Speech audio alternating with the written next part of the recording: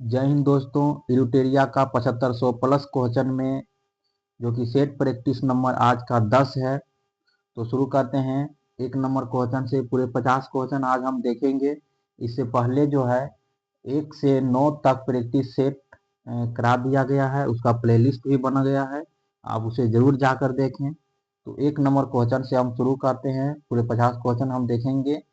एक number question है कि व्यायाम के दौरान मानव शरीर में पसीना आना निम्नलिखित में से किस एक प्रक्रिया को इंगित करता है।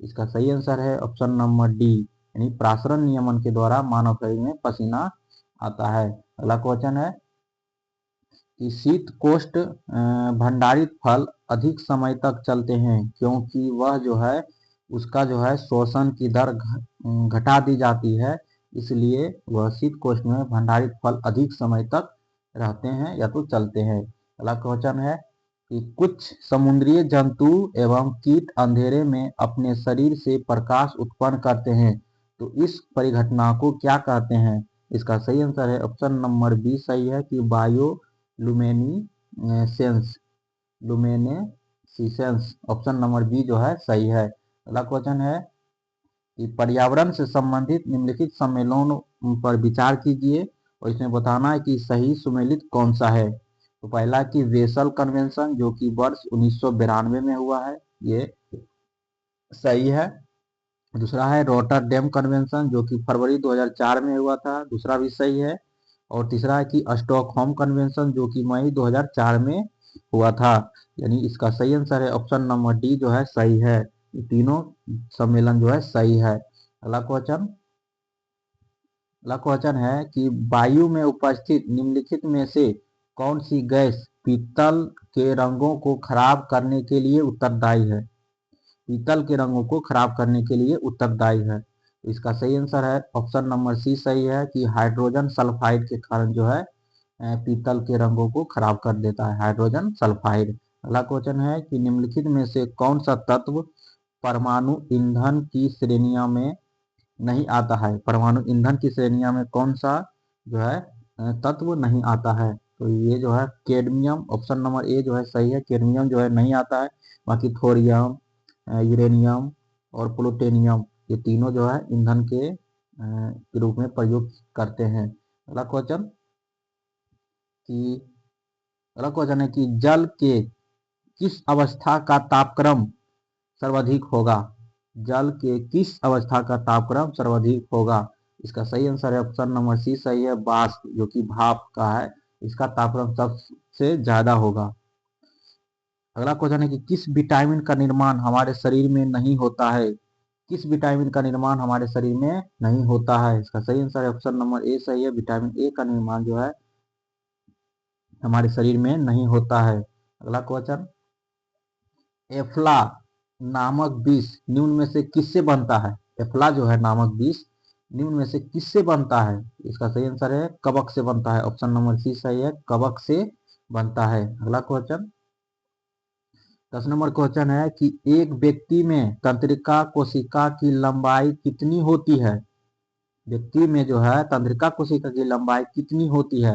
ये जो है इसका सही आंसर है ऑप्शन नंबर डी सही है कि 100 सेंटीमीटर होता है। कितना, 100 सेंटीमीटर लंबाई होता है। अगला क्वेश्चन है कि निम्न में से कौन सा स्तनधारी वर्ग के अंतर्गत नहीं आता है। तो स्तनधारी वर्ग के अंतर्गत कौन नहीं आता है। इसका सही आंसर छिपकली जो है स्तनधारी वर्ग के अंतर्गत नहीं आता है ऑप्शन के अनुसार। अगला क्वेश्चन है कि निम्न में से कौन सी हड्डी हथेली में पाई जाती है। कौन सी हड्डी जो है हथेली में पाई जाती है। तो हाथ में जो है हथेली में पाई जाती है मेटाकार्पस जो है हथेली में पाई जाती है, ऑप्शन नंबर ए सही है, मेटाकार्पल्स। अगला क्वेश्चन है कि कार्बोहाइड्रेट और प्रोटीन तथा वसा का पूर्ण पाचन कहाँ होता है। तो ये जो है कार्बोहाइड्रेट, प्रोटीन और वसा का पूर्ण पाचन जो होता है ये जो है छोटी आंत में होता है। सबसे पूर्ण पाचन जो है छोटी आंत में, ऑप्शन नंबर सी जो है सही है। अगला क्वेश्चन है कि निम्नलिखित में से कौन सा जो है विस्फोटक नहीं है। कौन सा विस्फोटक जो है नहीं है। इसका सही आंसर है नाइट्रोक्लोरोफॉर्म जो है विस्फोटक नहीं है। बाकी सही है कि ट्राई नाइट्रो टालुइन और डाई नाइट्रोग्लिसरीन, और तीसरा है कि साइक्लो ट्राईमेथिलीन ट्राई नाइट्रेमीन, ये जो है तीनों विस्फोटक है और नाइट्रोक्लोरोफॉर्म विस्फोटक नहीं है। अगला क्वेश्चन है कि निम्न में से कौन सा कोशिका का निर्जीव भाग है? कौन सा जो है कोशिका का निर्जीव भाग है? इसका सही आंसर है कोशिका भित्ति जो है कोशिका का निर्जीव भाग है, क्योंकि ये जो है एक स्थान से दूसरे स्थान तक नहीं जाता है। अगला क्वेश्चन कि भारतीय गणतंत्रों ने निम्नलिखित में से कौन सा प्रतीक मौर्य राजवंश से अपनाया गया है? कौन सा प्रतीक जो है मौर्य राजवंश में जो है अपनाया गया है? इसका सही आंसर है सारनाथ की लाट। ऑप्शन नंबर डी सही है, सारनाथ की लाट जो है अपनाया गया है। अगला क्वेश्चन है निम्नलिखित शासकों में से किसने उत्तराधिकारियों को भरण पोषण के लिए भूमि अनुदान दिया? किसने जो है उत्तराधिकारियों को भरण पोषण के लिए भूमि अनुदान दिया है? इसका सही आंसर है ऑप्शन नंबर डी सही है, हर्षवर्धन ने भूमिदान दिया था। अगला क्वेश्चन है कि मौर्य काल में प्रचलित विनियमन माध्यम कौन सा था? मौर्य काल में प्रचलित विनिमय माध्यम कौन सा था? इसका सही आंसर है ऑप्शन नंबर डी जो है पन जो है मौर्य काल में प्रचलित विनिमय था। अगला क्वेश्चन है कि अरब यात्री जो कि अल मसूदी ने किस शासक के शासनकाल में भारत की यात्रा की? अल मसूदी ने किस शासक के शासनकाल में भारत की यात्रा की? तो इसका सही आंसर है महिपाल प्रथम जो है ऑप्शन नंबर डी सही है, महिपाल प्रथम के शासनकाल में अल मसूदी ने भारत की यात्रा की थी। अगला क्वेश्चन है कि पालों और प्रतिहारों के प्रशासन के संदर्भ में उपरिका शब्द का क्या तात्पर्य होता है? उपरिका शब्द का क्या तात्पर्य होता है? इसका सही आंसर है भुक्ति या प्रांत का समूह होता है। ऑप्शन नंबर डी सही है, भुक्ति या प्रांत का समूह, भुक्ति या प्रांत का समूह। अगला क्वेश्चन 21 नंबर क्वेश्चन है कि निम्नलिखित में से कौन से राज्य कन्नौज के लिए हुए त्रिपक्षीय संघर्ष में शामिल था? तो त्रिपक्षीय संघर्ष में कौन कौन शामिल था? तो ये जो है पाल और राष्ट्रकूट और प्रतिहार, यानी 2, 3, 4। ऑप्शन नंबर सी सही है, पाल, राष्ट्रकूट और प्रतिहार जो है कन्नौज के लिए त्रिपक्षीय संघर्ष में जो है शामिल हुए थे। ये संघर्ष जो है 8वीं शताब्दी से 10वीं शताब्दी तक अंत तक चला था, जो कि लगभग 200 वर्ष तक ये जो है युद्ध त्रिपक्षीय संघर्ष चला था। अगला क्वेश्चन है कि निम्नलिखित घटनाओं पर विचार कीजिए, इसमें बताना है और कालानुक्रम के अनुसार सजाना है। पहला है कि कुतुब मीनार का निर्माण। कुतुब मीनार का निर्माण जो है 1220 में हुआ था और फिरोज शाह तुगलक की मृत्यु जो है 1388 में हुआ था और भारत में पुर्तगालियों का आगमन जो कि 1498 में, कब? 1498 में। और चौथा है कि कृष्णदेव राय का जो है शासनकाल कब से कब था? तो ये जो है 1509 से 1529 तक जो है इसका शासनकाल था। तो इसके अनुसार हो जाएगा ऑप्शन नंबर 1, उसके बाद 2, 3 और 4, यानी ऑप्शन नंबर 1 जो है सही है। कुतुब मीनार का निर्माण 1220 और फिरोज शाह तुगलक की मृत्यु 1388 और भारत में पुर्तगालियों का आगमन 1458 में, जो कि वास्को डी गामा आए थे, और कृष्णदेव राय के शासनकाल जो कि 1509 से 1529 तक।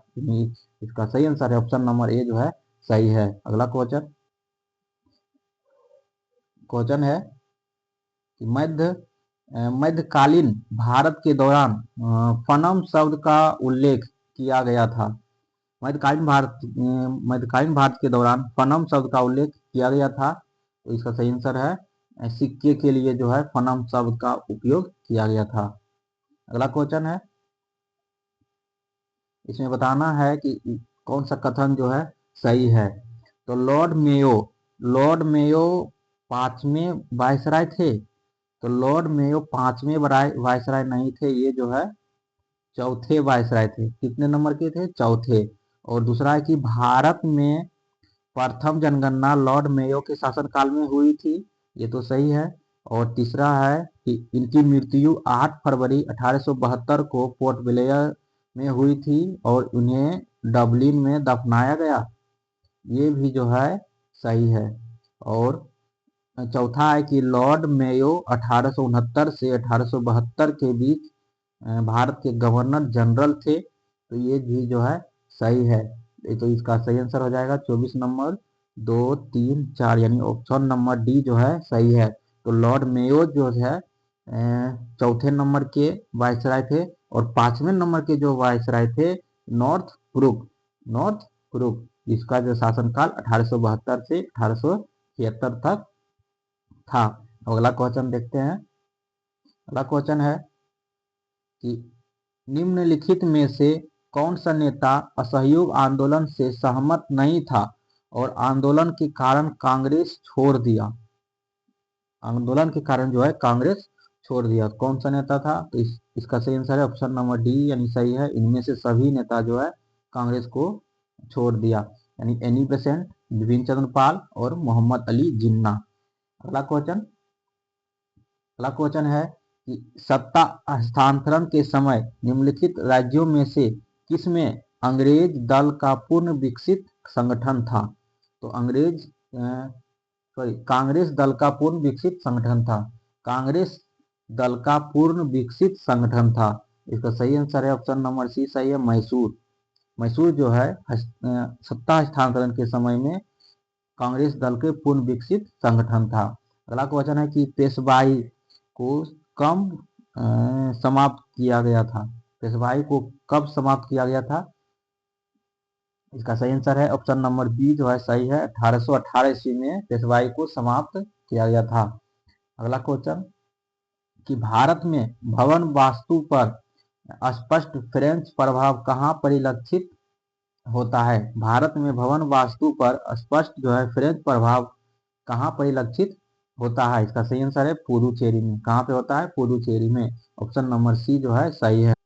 अगला क्वेश्चन है कि भारत में निम्न वायसरायों में से किसके काल में इंडियन पैनल कोड और सिविल प्रोसीजर कोड और क्रिमिनल प्रोसीजर कोड पारित किए गए हैं? तो ये जो है तीन गो Indian penal code, civil procedure code और क्रिमिनल प्रोसीजर कोड जो है किन से जो है वायसराय के शासनकाल में पारित किया गया था? इसका सही आंसर है ऑप्शन नंबर सी सही है, लॉर्ड कैनिंग के शासनकाल में ये जो है तीनों पैनल पारित किया गया था। अगला क्वेश्चन है कि वह कौन सा कांग्रेस अध्यक्ष था जिसने क्रिप्स मिशन और लॉर्ड वेवेल दोनों से वार्ताएं की थी? तो कौन से कांग्रेस अध्यक्ष थे? इसका सही आंसर है ऑप्शन नंबर ए सही, अबुल कलाम आजाद। अबुल कलाम आजाद। अगला क्वेश्चन है कि हमारे सौर मंडल से संबंधित कथनों पर विचार करना है, तो इसमें बताना है कि कौन सा कथन सही है। तो पहला है कि सप्तऋषि विग वियर तारा मंडल का हिस्सा बनाता है, तो ये जो है सही है।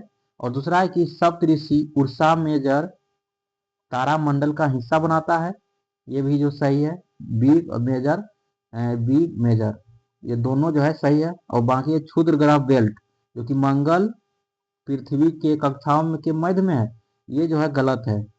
क्षुद्र ग्रह बेल्ट जो है मंगल और बृहस्पति कक्षाओं के मध्य में स्थित है, मंगल और बृहस्पति कक्षा। और चौथा है कि सबसे बड़ा क्षुद्र ग्रह सिरे है, ये जो है सही है, यानी इसका सही आंसर हो जाएगा ऑप्शन नंबर डी जो है सही हो जाएगा। 1, 2, 4 जो है सही हो जाएगा। अगला क्वेश्चन है कि सियाचिन हिमनद कहाँ स्थित है? सियाचिन हिमनद जो है नुब्रा घाटी के ऊपर में है, ऑप्शन नंबर डी सही है, नुब्रा घाटी के ऊपर में सियाचिन हिमनद है।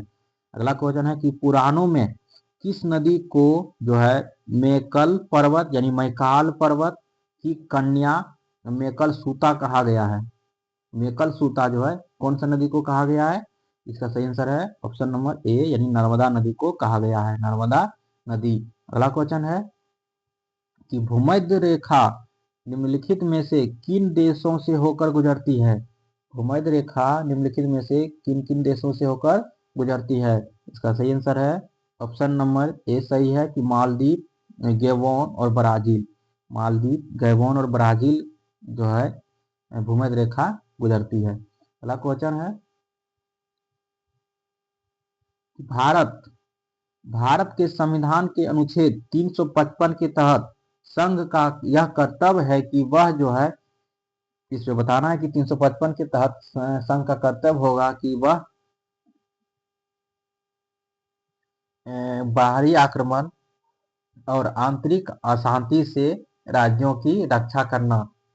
ऑप्शन नंबर ए जो है सही है, यानी 355 के तहत जो है संघ का यह कर्तव्य होगा कि वह जो है बाहरी आक्रमण और आंतरिक अशांति राज्यों की रक्षा करना। ऑप्शन नंबर ए सही है।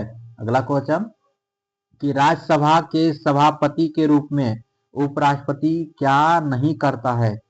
राज्यसभा के सभापति के रूप में उपराष्ट्रपति जो है क्या नहीं करता है? इसका सही आंसर है लोकसभा राष्ट्रपति के समक्ष राज्यसभा का प्रवक्ता ये जो है नहीं करता है। बाकी राज्यसभा के सभापति और राज्यसभा के सदरावसान और राज्यसभा के सदस्यों के विशेषाधिकारों का संरक्षण में भाग लेता है। बाकी लोकसभा राष्ट्रपति के समक्ष राज्यसभा का प्रवक्ता नहीं होता है।